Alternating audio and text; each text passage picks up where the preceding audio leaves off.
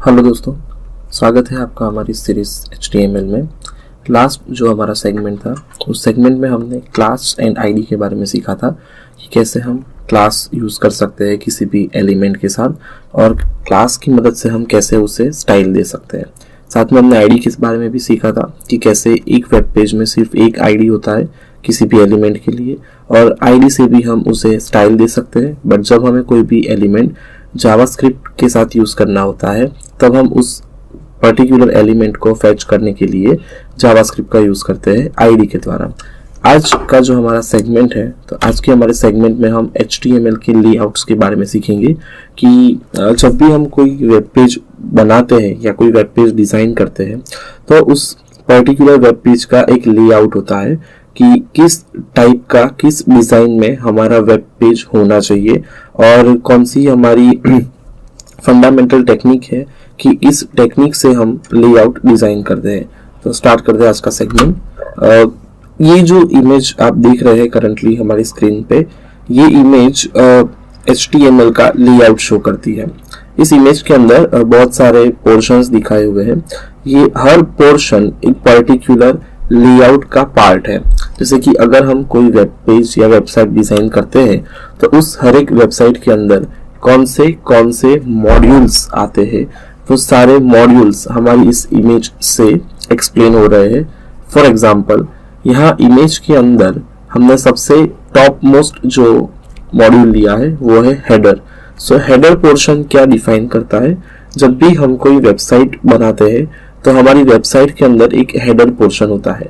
Header portion हमारी website के बारे में एक ब्रीफ डिस्क्रिप्शन भी ले सकता है या तो हमारे हेडर के अंदर हम कोई भी वेबसाइट रिलेटेड डेटा या कंटेंट हम प्लेस करते हैं।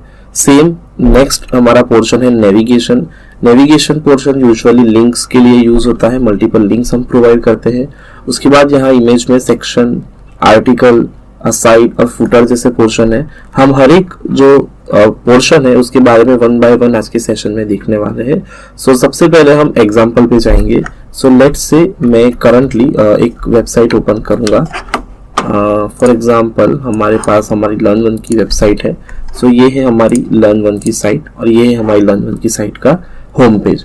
सो अगर इस वेबसाइट को हम करंट जो हमारा लेआउट का जो स्ट्रक्चर है इस स्ट्रक्चर के साथ अगर हम कंपेयर करते हैं हमारी लर्न1 की साइट को तो हमें जो लेआउट का जो फंडा है वो प्रॉपरली क्लियर होगा। सो इसे हम फर्स्ट कंपेयर करते हैं हमारी लर्न1 की साइट में। यहाँ टॉप मोस्ट पोर्शन के अंदर ये जो मैं जो हाईलाइट किया हुआ पोर्शन है पूरा, जहाँ पे मैं करंटली एरो घुमा रहा हूँ, वो हमारा हेडर पोर्शन हो रहा है फॉर दिस पर्टिकुलर साइट।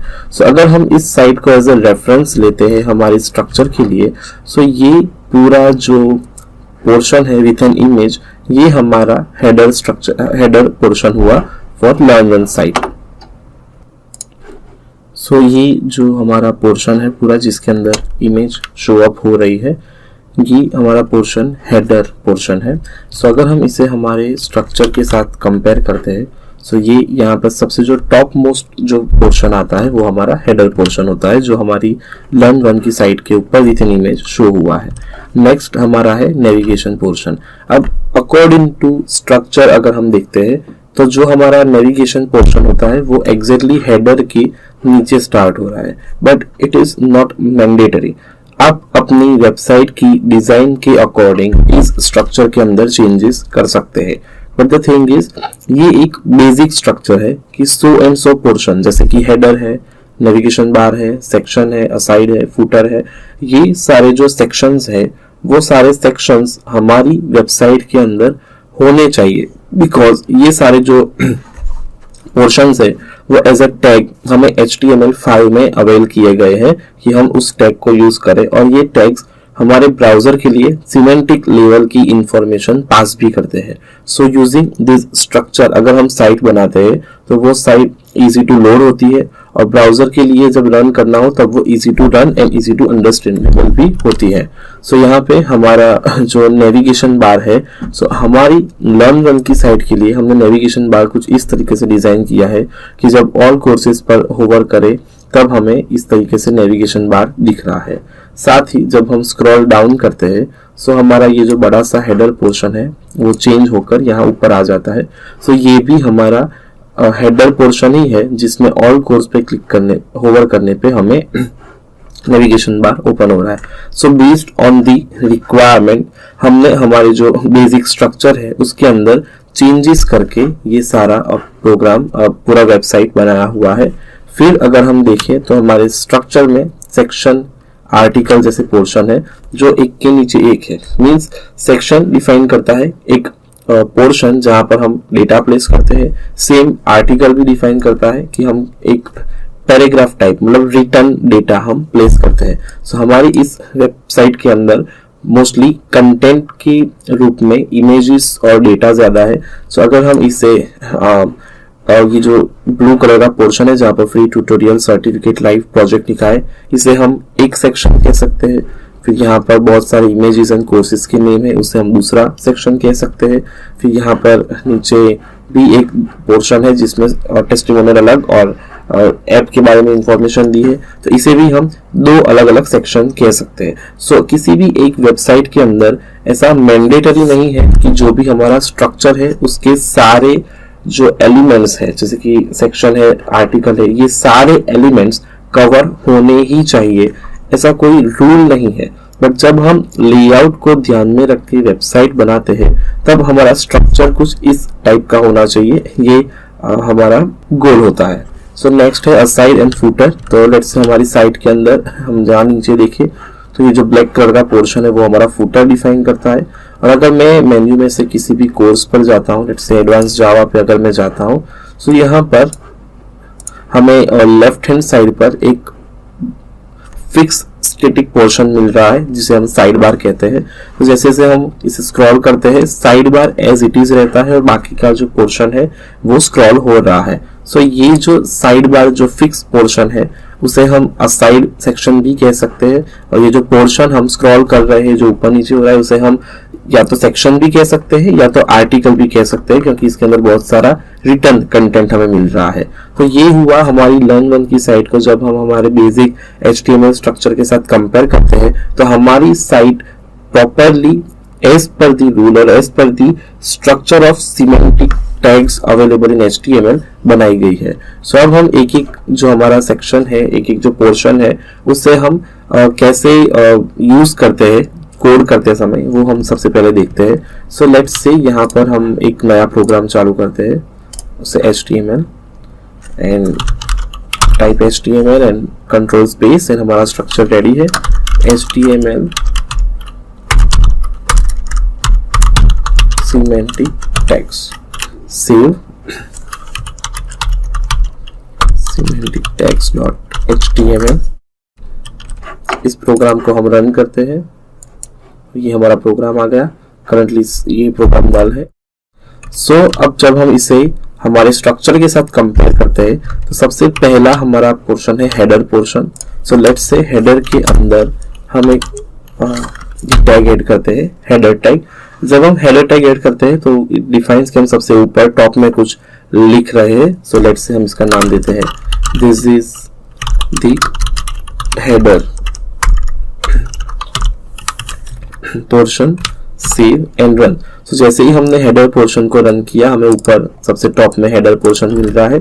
अब जस्ट टू आइडेंटिफाई प्रॉपरली कि ये हमारी साइट का हेडर पोर्शन है, सो मैं यहाँ पर कुछ CSS भी ऐड करूंगा। जैसे कि यहाँ पर मैं हेडर के अंदर ही स्टाइल करके भी ऐड कर सकता हूँ। हम दो वे से ऐड कर सकते हैं, या तो हम यहाँ हेड पोर्शन के अंदर स्टाइल टैग के अंदर हमारी CSS ऐड कर सकते हैं, या तो यहाँ हेडर के अंदर inline with in the start tag भी हम CSS ऐड कर सकते हैं। सो करंटली मैं इस तरीके से यहाँ पे CSS ऐड करूंगा। सबसे पहले मैं बैकग्राउंड कलर लूंगा ताकि हम हमारा जो हेडर पोर्शन है उसे प्रॉपरली आइडेंटिफाई कर सके।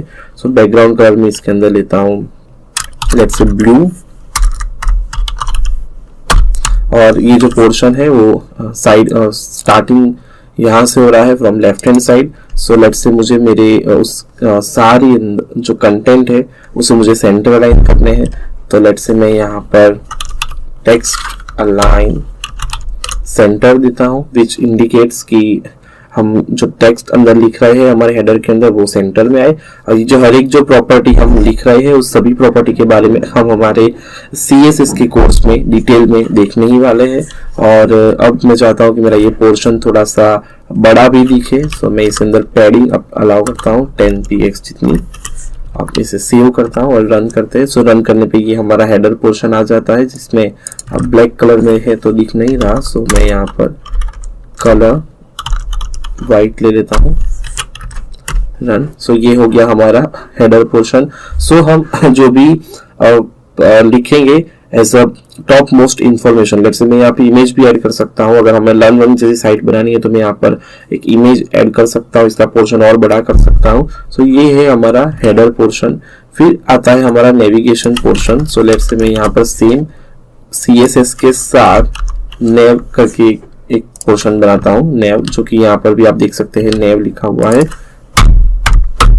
हो गया हमारा nav. So this is the navigation bar. Okay, अब हम कलर को चेंज करते हैं light green, save and run. So यहाँ पे हमें this is the navigation bar ऐसा हमें दिख रहा है। सो ये हुआ हमारा हेडर पोर्शन, ये हुआ हमारा नेविगेशन पोर्शन। सो जैसा कि आपने देखा कि ये जो हमारा नेविगेशन पोर्शन है, करंटली हमने इसके अंदर लिंक्स नहीं रखे, बट आइडियली जब हम कोई भी वेबसाइट बनाते हैं तो नेविगेशन बार के अंदर एक से ज्यादा URLs या तो जिसे हम लिंक्स कहते हैं वो होती है। और जो मेन्यू होता है, मेन्यू के अलग अलग लिंक जैसे कि home, contact us, submit, about us, career वगैरह वगैरह के जो पेजेस होते हैं वो हम नेविगेशन बार के अंदर ऐड करते हैं। सो करंटली हम कोई एंकर टैग नहीं यूज कर रहे हैं, बट हम खाली स्ट्रक्चर डिफाइन करते हैं कि कैसा स्ट्रक्चर होता है। फिर है सेक्शन और आर्टिकल। सो लेट्स से हम यहाँ पर ऐड करते हैं एक नेविगेशन बार के बाद है सेक्शन। हम सेम CSS भी यहाँ पर यूज करेंगे। रेड पैडिंग थोड़ा मैं बढ़ा देता हूं ताकि ये थोड़ा बड़ा दिखे हमारा पोर्शन। सेक्शन और ओके, सो ये हो गया हमारा सेक्शन। सेक्शन के अंदर हम लिखते हैं this is first section. Good. So यहाँ पे सबसे पहले आता है हमारा हेडर, उसके बाद आता है हमारा नेविगेशन बार, और अब आता है हमारा एक सेक्शन। ये एक ऐसा सेक्शन है जिसके अंदर हम जो डेटा हम ऐड करना चाहे वो इमेजेस हो, हमारी वेबसाइट के बारे में कोई इंफॉर्मेशन पास करता हो, टेस्टिमोनियल हो सकता है, कोई इमेजेस हो सकती है, वैसा एक सेक्शन हम यहाँ बनाते हैं। जैसे एक सेक्शन के बाद हमारी वेबसाइट के अंदर कुछ और भी डेटा ऐड करना है तो हम उसके लिए दूसरा सेक्शन भी बना सकते हैं। सो उसके लिए भी हम सेक्शन ही यूज करते हैं। अब गाइस यहाँ पर एक चीज ध्यान रखने की बात है, हम जितने चाहे उतने सेक्शंस ऐड कर सकते हैं based on the requirement of the web page. So currently हमने 2 सेक्शन ऐड किए हैं एज पर आवर रिक्वायरमेंट। हम चाहे उतने सेक्शंस हमारी साइट के अंदर एज पर रिक्वायरमेंट ऐड कर सकते हैं। अगर आपको लगता है कि बहुत ही ज्यादा सेक्शंस हो रहे हैं तो आप उस सेक्शन को बाइफरकेट कर सकते हैं मल्टीपल पेजेस के अंदर। सो अगर एक ही वेब पेज को आपको कंटिन्यू नहीं करना है तो आप दूसरा वेब पेज बनाकर उसकी लिंक नेविगेशन पोर्शन में देकर भी आप इसे बाइफरकेट कर सकते हैं। So it is totally up to the designer. जब आप डिजाइन करते हो वेब पेज को तो इट्स अप टू अस कि हमें वेब पेज कैसे बनाना होता है। सो लेट्स से हमने ये दूसरा सेक्शन लिया है, सो मैं उसे येलो कलर में दिखा के दिस इज सेकेंड सेक्शन, तो ये है हमारा सेकेंड सेक्शन जिसमें हम दूसरा सेक्शन दिखा रहे हैं। उसके बाद आता है सेक्शन के बाद आर्टिकल। जैसे हमने सेक्शन लिया है वैसे ही हम आर्टिकल भी ले सकते हैं सेम वे में। नेक्स्ट है साइड बार, जैसे कि साइड यहाँ पर लिखा हुआ है कि वो एक थोड़ा सा साइड में है। सो यूजुअली जब हमें साइड बार बनाना होता है तो उसके लिए एक प्रॉपर CSS होती है। हम CSS की मदद से साइड बार बना सकते हैं। जैसा यहाँ पर लिखा है वैसे ही अगर हम ट्राई करेंगे तो हमारा side bar next to any portion नहीं आएगा। लेट्स से साइड, और फिर मैं यहाँ पर लिखता हूं this is a side bar. Save the code, run. तो यहाँ पे रन करने पे कुछ इस तरीके से दिख रहा है क्योंकि हमने कोई CSS नहीं दी है। बट अगर मैं सेम CSS हमारे साइड बार में भी अप्लाई करता हूँ और यहाँ पे मैं ले लेता हूँ ऑरेंज, रन एंड सेव, सो हमें हमारा नॉर्मल सा जैसा हमारा सेक्शन है वैसा ही साइड बार मिल रहा है। बट एक्चुअली यहाँ पर हमें एक प्रॉपर CSS लिखनी होती है। जब हम CSS से इस पोर्शन को हमारे लेफ्ट हैंड साइड या तो राइट हैंड साइड जिस भी पोर्शन में हम एडजस्ट करना चाहे उस पोर्शन में हम एडजस्ट कर सकते हैं, तब जाके हमारा ये साइड बार प्रॉपर बनता है। So let's try to fix it in the side portion.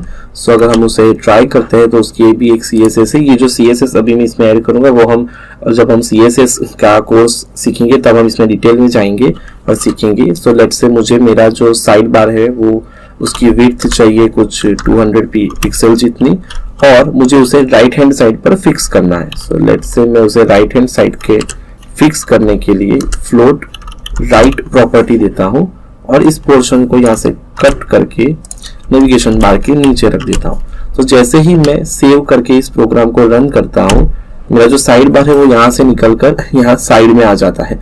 मतलब जो हमारा वेरी फर्स्ट सेक्शन है उसके बाजू में जाके मेरा साइड बार फिक्स हो जाता है। तो यहाँ पे हम देख रहे हैं कि हमने इस साइड बार को हमारे फर्स्ट पोर्शन के साइड में फिक्स कर दिया है। सो ये हुआ हमारा साइड बार। इसमें जो प्रॉपर्टी लिखी गई है आई एम रिपीटिंग कि ये हम CSS वाले कोर्स में फिर से देखने वाले हैं। फ्लोट राइट लिखने से मेरा side bar right hand side पे शिफ्ट हो जाता है। फिर लास्ट हमारा आता है फूटर सेक्शन। सो लेट्स हमें कोई भी पोर्शन जो at the end of the web page लिखना होता है so उससे हम यूजुअली फूटर के अंदर डिफाइन करते हैं। So footer, this is the footer section और सेम हम इसमें भी कुछ स्टाइल ऐड करेंगे ताकि हमारा जो फूटर सेक्शन है वो इंडिपेंडेंटली हमें आइडेंटिफाई हो सके। लेट्स से मैं इसे ब्लैक कलर दे देता हूँ, सेव एंड रन। सो ये हुआ हमारा फूटर सेक्शन। सो आज की आपने ये जो हमने स्ट्रक्चर बनाया है और उसे प्रॉपरली रन भी किया है। सो यहाँ पे हम देख सकते हैं कि यूजुअली एक जो वेबसाइट होती है वो कुछ सिमिलरली इसी स्ट्रक्चर के अंदर होती है। उसके अंदर सबसे पहले हेडर होता है, फिर नेविगेशन बार आता है, फिर उसके अंदर कुछ मल्टीपल सेक्शंस होते हैं बेस्ड ऑन बहुत ज्यादा कंटेंट है तो हम आर्टिकल से सेक्शन भी ऐड कर सकते हैं। साइड बार अगर आपकी रिक्वायरमेंट है साइड में कुछ प्लेस करने की तो आप उसे साइड बार में भी रख सकते हैं। और लास्ट में आता है फूटर सेक्शन जिसमें हम हमारे वेब पेज के बारे में जो भी लिंक्स होती है, लेट्स से सारी लिंक्स को हम कलेक्टिवली दिखाना है, हमें अबाउट उसका पेज दिखाना है, हमारा वेब पेज का लोगो दिखाना है, लोकेशन दिखाना है, तो फिर हम वो सारी पोर्शन यूजुअली फूटर सेक्शन के अंदर डिफाइन करते हैं। तो ये हुआ हमारा एक स्ट्रक्चर की यूजुअली जब हम वेब पेज बनाते हैं, वेबसाइट बनाते हैं तो वेब पेज का स्ट्रक्चर इस वे में होता है। और इस स्ट्रक्चर को अचीव करने के लिए, बनाने के लिए हम जो यूज करते हैं वो सारे सिमेंटिक लेवल टैग्स हमने यहाँ लिखे हैं। Header, navigation bar, side bar if requirement है तो असाइड के अंदर सेक्शंस आप जितने चाहे उतने ऐड कर सकते हैं। और लास्ट में आता है हमारा फूटर। तो ये जो हमारा लेआउट था वो हमने प्रैक्टिकली अचीव किया है। यहाँ पे हर एक टैग के बारे में एक डिस्क्रिप्शन दिया है कि हेडर टैग क्यों होता है, तो हेडर डिफाइन करने के लिए, नेविगेशन लिंक के लिए, सेक्शन डॉक्यूमेंट ऐड करने के लिए, फिर आर्टिकल सेल्फ कंटेंट आर्टिकल लिखने के लिए, असाइड, फूटर। जो दो चीजें हमने ऐड नहीं की वो है डिटेल्स एंड समरी। सो ये डिटेल्स एंड समरी वाले टैग भी डिपेंडेंट होते हैं यूजर की रिक्वायरमेंट पे।